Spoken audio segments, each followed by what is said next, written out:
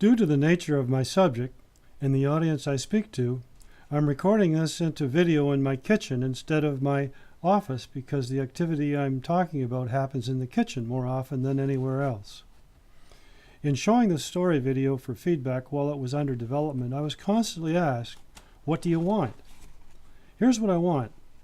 I want policymakers to understand that entrepreneurship and employment are two different strategies. I want a distinct strategy to create employment in rural communities. And third, I want a pilot project that, using my strategies, is proof of concept.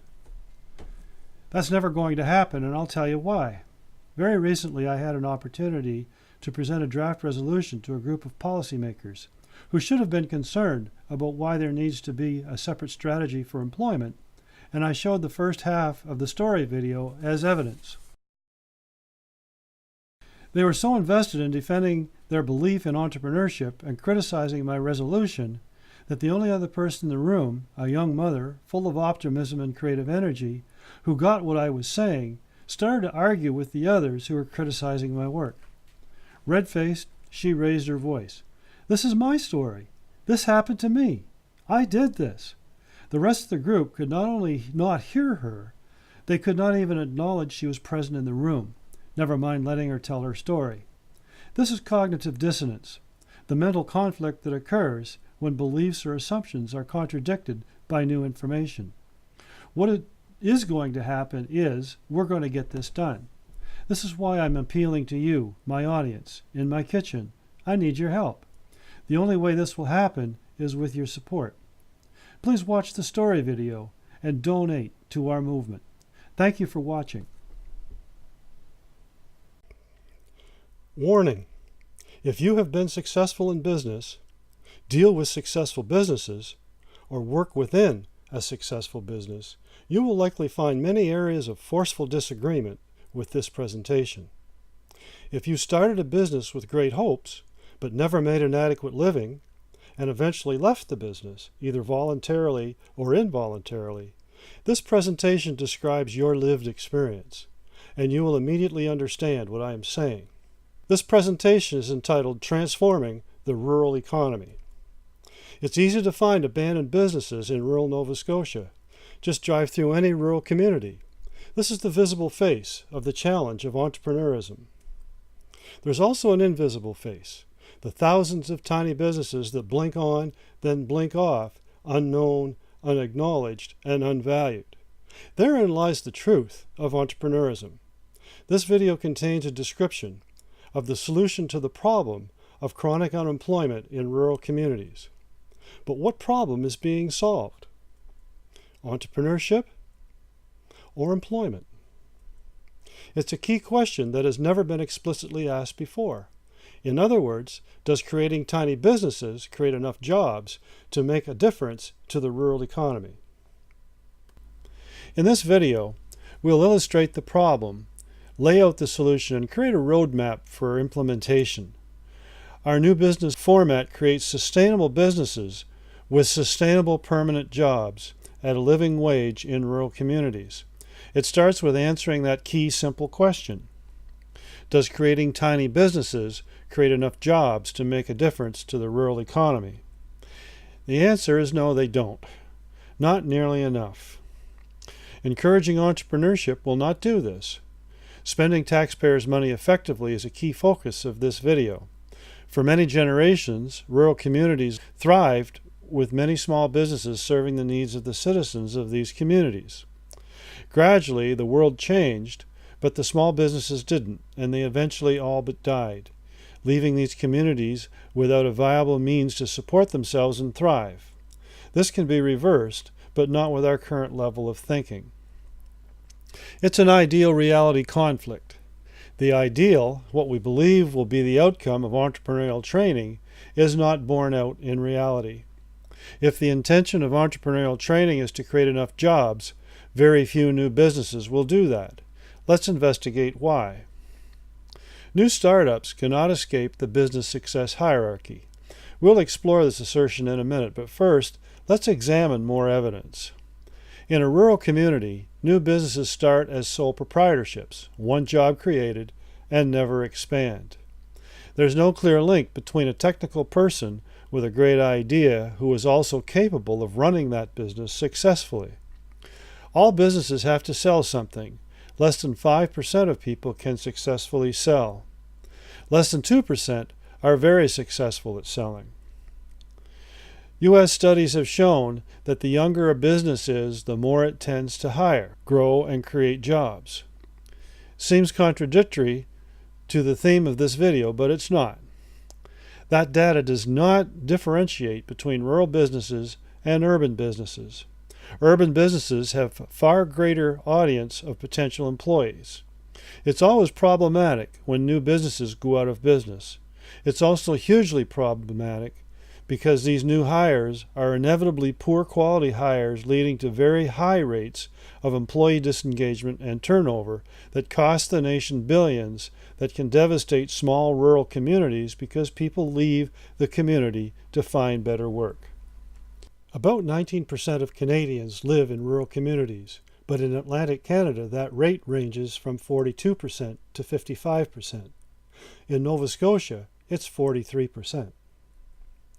Small businesses have a high failure rate. After 3 years, nearly 30% of businesses either fail or are closed. After 5 years, it's 50%. So while new startups create jobs, they also end up destroying a lot of jobs. The traditional approach to job creation through entrepreneurship will cost millions and not produce results. So let's examine the traditional approach. Let's explore the current situation by first examining the belief in the ideal. Let's start with the structure we called the business success hierarchy that we mentioned earlier. It's a model for describing business growth to maturity. In business success hierarchy, there are 5 levels. There's the startup phase we call survival, the preparation for growth phase we call assurance, the hiring phase we call people, the delegation phase where management and leadership exist we call freedom, and finally, the ultimate goal, the self-expression phase we call the me level, where running that business day to day may not be the primary activity of the owner. This is the ideal that people assume when they think about entrepreneurs. The business flows smoothly from startup to maturity. In fact, some form of this model is actively promoted by most training programs. There's a broad spectrum of underperforming and failing businesses for many reasons. Some businesses fail fast, while others take a very long time to fail, sometimes never. Many are very hard on their people and insensitive to their customers, illustrating the old cliches of why people hate their jobs, why your best people leave, and why customers don't stay. In order to highlight the breadth of this spectrum, I'll use the model of an ostensibly successful business as defined by the funders and trainers.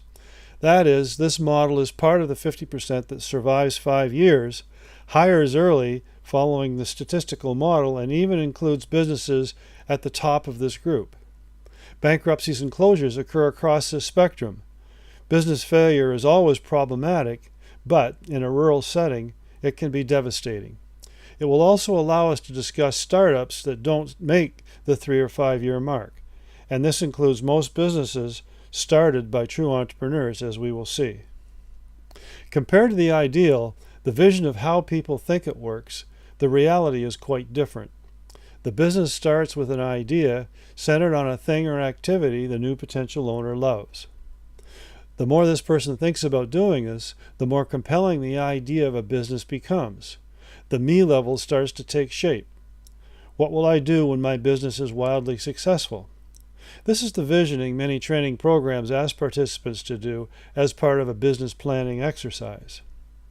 Then the new business owner decides to start a business, and it immediately starts to go sideways as the new business owner goes into survival. And they're faced with the daunting task of generating enough income to pay the bills at the end of the month and finding enough new customers that they know they will survive until the end of the year. Many government-sponsored training programs provide some sort of sustaining funding, a monthly stipend or a loan exacting some form of commitment of time or flexible loan payment to facilitate a successful startup. This will also prove problematic, as we will see. Let's assume the business does find some customers and does make it to the end of the year. Now the new business owner has another problem. They start to run out of time. Their solution: get some help to survive. They hire that first person, and this is a key source of the poor quality hires. However, they skipped a step. Because they were maxed out, they simply didn't have the time. There were so many other things to do, admin, sales, customer service, etc., or because they didn't have the presence of mind, they failed to build an assurance level describing how the operation worked and how good people are hired.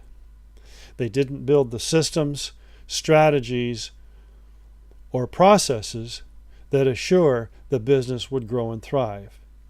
They didn't prepare for growth. The funders and trainers were no help. They only talked about their successes, the unicorns, the few businesses that were deemed successful. They didn't talk about an assurance level. They only wanted a business plan. You can't run a business day to day on a business plan. It's only about the money. It's not about the people. Because there is no designed assurance level, there is no fast path to me. The first person hired into the organization builds what I call survival systems. Systems that are designed to just get them through the day. There's no onboarding or training. The new person in and the owner just make it up as they go. However, as the business starts to pick up some momentum, which it will, so the owner brings in more people. The next person in gets trained by the last person in. And over time, years in fact, remember, we see this business as successful. The survival systems, created on the fly, become the assurance level of the business and the Achilles heel. It's the slow path to me. And the owner's active involvement is the only assurance the business will continue to grow. They never get across this line. Never see freedom, because designing the assurance level means designing an exit strategy and a succession plan. How do I get out of this business, and who's going to take over when I'm gone?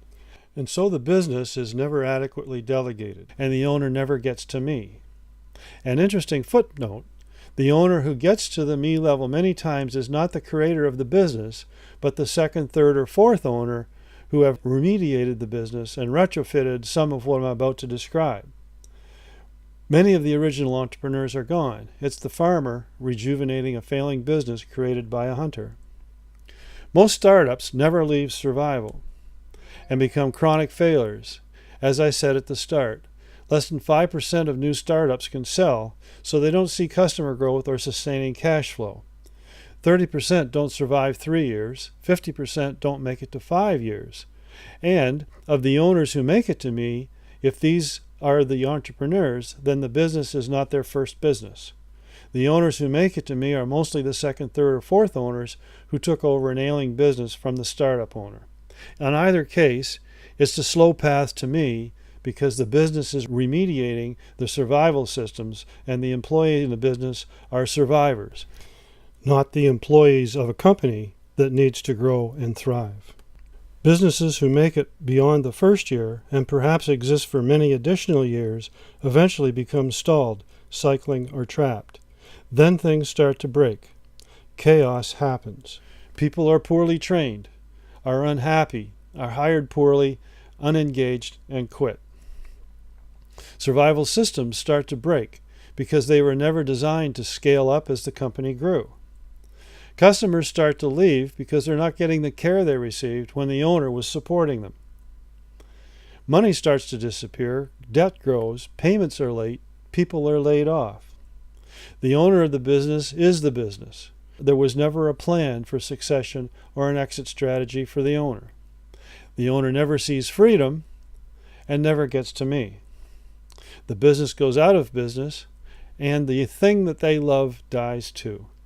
The owner of the business is left with no business, no pension or employment insurance, multiple credit card debt, personal debt from the funders that threatens the whole family because the spouse had to co-sign. The only option is business bankruptcy, and, if the owner is the director, personal bankruptcy. The mechanics of a business can be taught, but entrepreneurism cannot. Entrepreneurism cannot even be identified by an assessment questionnaire. It's a chaotic picture. Thriving on chaos is the definition of entrepreneurism. Most entrepreneurs never get out of survival. They persist every way they can until they make money. Risk, bankruptcy, stopping and starting businesses does not faze them. Failure is recognized as an opportunity to do better. If given the choice, if they understood what faces them, most normal people wouldn't take it. A Nova Scotia example of a funder, incubator, trainer is the flagship entrepreneurship crown corporation, Innovacor. I select this example corporation because they are one of the few that public report on employment in their key performance indicators. Innovacor affiliated businesses in the 2016-17 employed 884 people, mostly in urban areas. The total labor force in Nova Scotia is 491,400. The total unemployed in Nova Scotia is 32,800. The effect of Innovacor on unemployment is negligible. I'm not picking on Innovacor. Increasing employment is not their mandate. I use it to focus on the difference between entrepreneurship and employment. We're not competing with the entrepreneurship programs. We have a completely different audience. We are in complete synergy by taking their turnaways, their opt-outs, their failures, and people who decline the advertised invitation to entrepreneurial training because they just want a job. Turnaways, where the trainers and funders try and select the winners based on a business plan, in a small town setting run 50%, while in the city it's much higher, up to 95%. Opting out is where the business owner takes the option of a job offer and shuts down their business. A failure is a bankruptcy or other non-voluntary death of a company. Entrepreneurship is the yang and employment is the neglected yin of the equation governing rural economic growth and prosperity. In Nova Scotia, when we focus on the Ivany Report, One Nova Scotia, we discover a glaring omission in goal number 4, new business startups. It incorrectly assumes employment is a product of entrepreneurship. It never quotes an employment number and only a percentage and does not set a goal for increasing total employment. By 2015, reported in the One Nova Scotia dashboard, no progress was made in addressing the growth demanded by goal number 4. There is a sustainable solution. We can form a new reality by creating a new ideal. In it, we create employment, not tiny businesses, by creating instant, reliable business units. Our new business format creates sustainable businesses with sustainable permanent jobs at a living wage in rural communities. In the new ideal, the business success hierarchy becomes the employment success hierarchy for thriving inside the new business unit. In the new business unit, we change the paradigm. There's no survival mode. Instead, we start up the business unit by hiring the chief operating officer. The assurance level already exists in the manual, so preparation for growth comes straight from the manual as an onboarding activity to train the new COO. Hiring employees also comes from the manual as a system. The freedom level becomes the team building activity, where employees are prepared for leadership roles and business growth. The me level becomes the we level. Duplicating the operation by creating a new business unit is the next evolving step as each employee matures in knowledge and execution of the system. Many more people have a desire to be valued, to be listened to have control over what they do. They don't necessarily want to start a business, but see no option because none is offered. Chaos disappears. Instead of enticing people into a survival situation that most will never survive, we source, select, and hire a COO who is good with people and good at managing.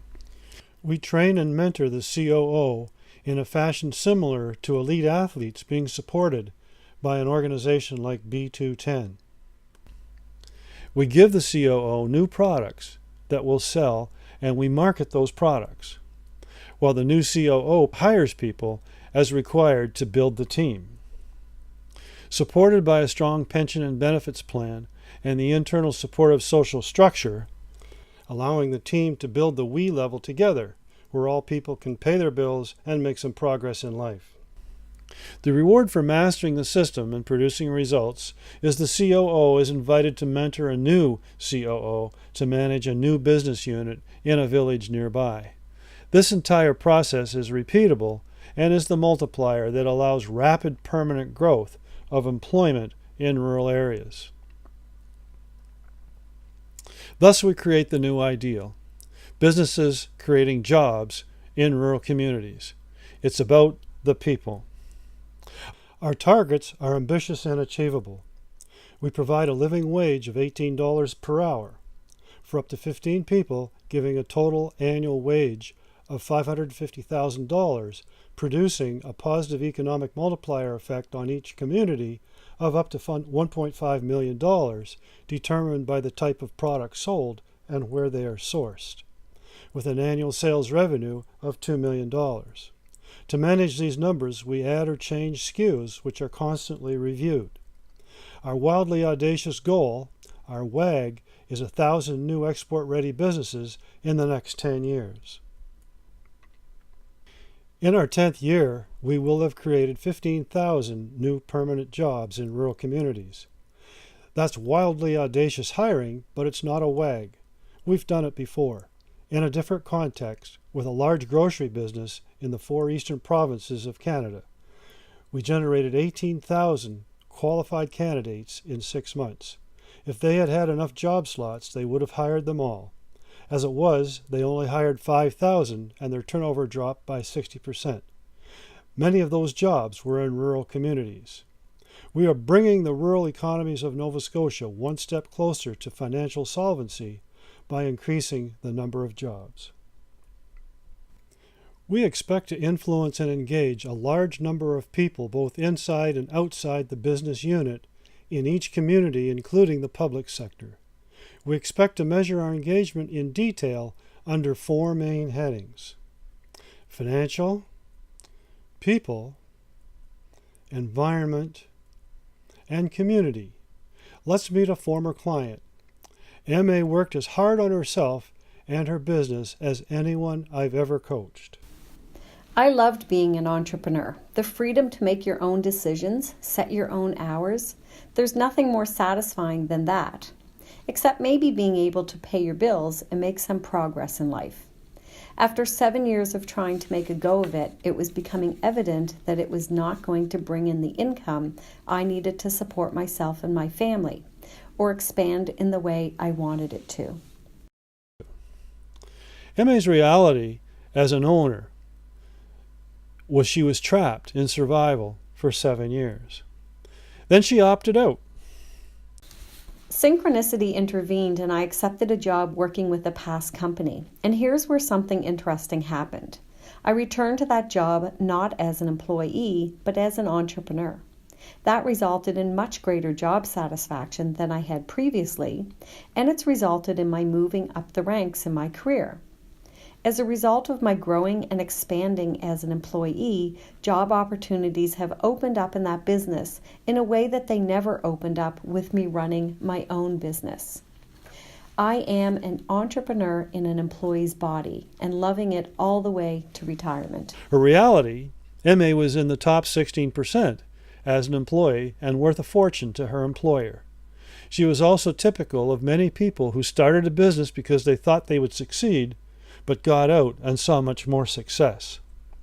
A 16%er, with proper job fit, management, and leadership, engaged with both their head and their heart, is a true entrepreneur. Here's the roadmap. It's designed to be sustainable for many years. It's the fast path to we. It's the operations manual. One manual for the head office, one manual for each of the local business units, including a special section for each product SKU. The business plan has a place, but the operations manual governs the day-to-day operation of the entire business. It's the system, strategies, and processes the funders and trainers forgot. The manual defines the business structure and how each business unit fits within the community. The umbrella structure, called SASE, Super Angel Social Impact Investors, mentors the small business units for the life of the business unit. The new business unit is supported by a community business structure, including a local board of advisors and local investors. The COO and the team are taught to give back to the community in a reciprocal relationship with the community. The operations manual defines our people strategy from hiring to retiring. We know how to source, select, and hire the best people. Our motto is fire them before you hire them. We select for behavior and attitude.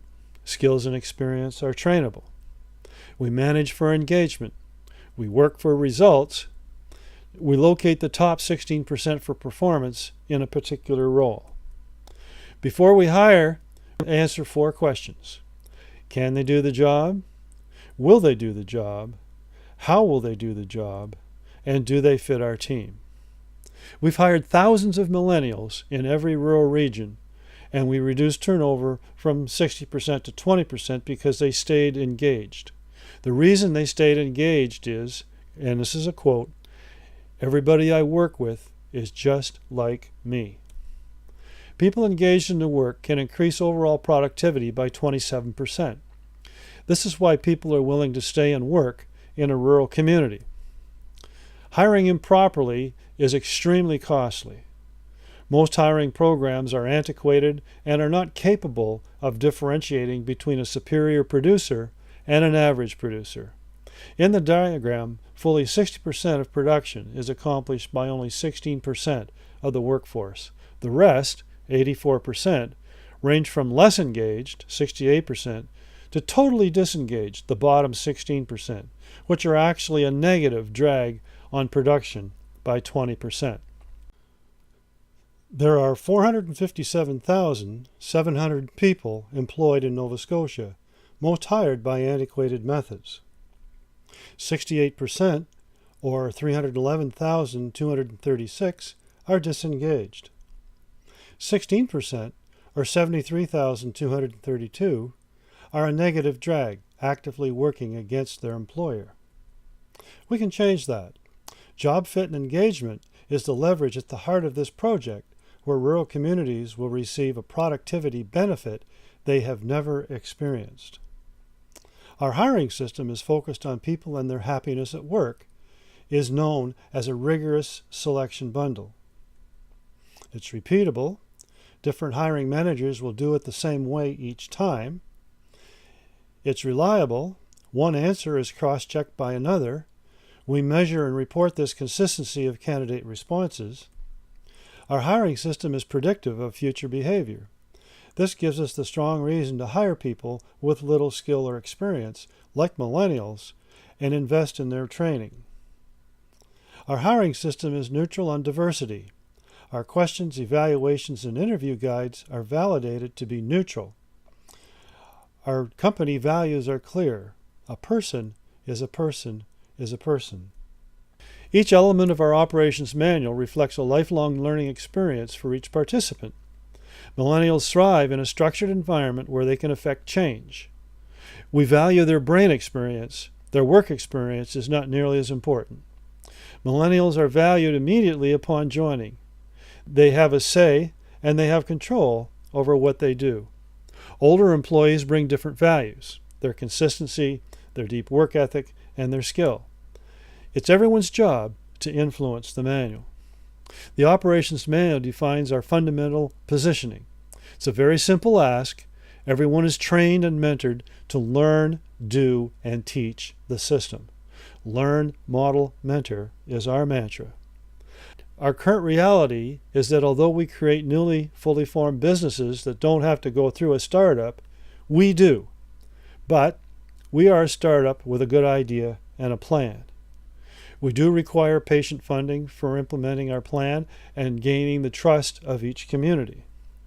And, as always, luck is an important factor, as with any focused effort. However, for us, luck is more about preparation meeting opportunity and less about a happy coincidence, although we'd like some of that too. Our shopping list is short. We need to attract specific people. the 16 percenters in a particular role in head office as well as the business units. We need to put our IT systems in place, and we need to finance our startup. This is our initial list of expertise. This group forms the first peer group.